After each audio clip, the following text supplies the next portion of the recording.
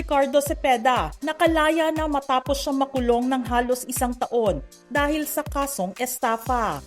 Mga kapwa niya celebrities, nagdiwang sa social media sa kanyang pagkakalaya. Ito ang buong storya.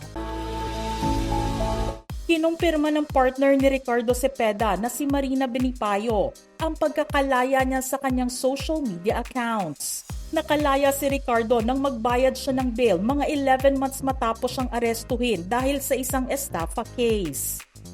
Nag-upload si Marina ng mga video kung saan mapapanood na sumasayaw silang dalawa ni Ricardo sa kanta ni Elvis Presley na Don't Be Cruel.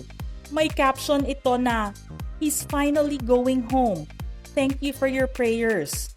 Dagdag pa ni Marina sa post ay, 11 months and finally, he's going home. God is good.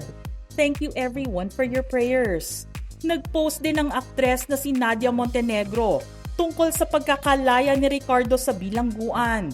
Ipinakita niya dito ang mga imahe ni Ricardo na nasa loob ng kulungan at ang opisyal na pagpapalaya sa kanya dahil sa kanyang bail. Ayon kay Nadia, release form signed.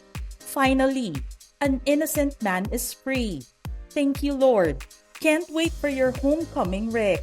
This is a celebration of your life. A new chapter ahead. We love you, Rick. You are free. To God be all the glory.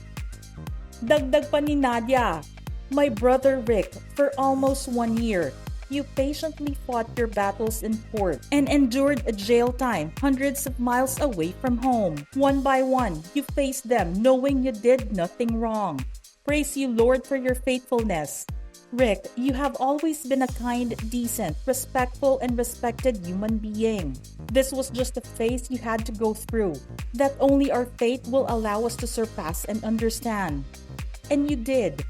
We all know you are innocent and proven. Bumuhos naman sa comment section ang suporta ng kapwa nilang celebrities. Spotted sa comment section sina Heart Evangelista, Kylie Padilla, Ogie Diaz, Rocco Nacino, Eric Mati, Arlene Mulak, Bianca Lapus at iba pa.